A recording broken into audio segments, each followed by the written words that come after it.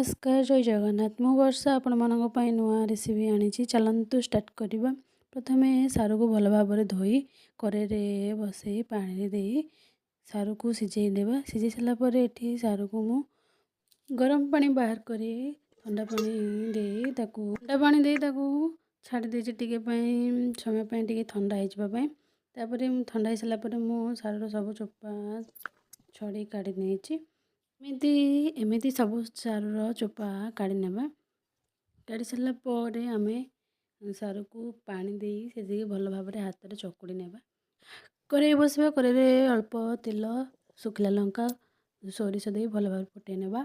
तापर चकुड़ी रखिथिबा सारू को से दे भल भाव भाजी नेबा। से अल्प पानी और लंका गुंड अल्प लुण दे भल भाव भाजी नेबा। जेमती सारू टिके जेमिति सारू को आम खाइला समय पाटी आम जमी कुंडे न हुए सेमती आम भल भाव टिके भाजी नेबा। तापर अल्प तेल दे भल भाव भाजी नेबा। एठी हमर सारू भर्ता आमर रेडी हो गलानी बा चोखा कहि पारिबे। मु गोटे प्लेट को काढ़ी नौची। जदि मो वीडियो आपको भल लगे ताले प्लीज सब्सक्राइब कर नेबे। रहूची जय जगन्नाथ।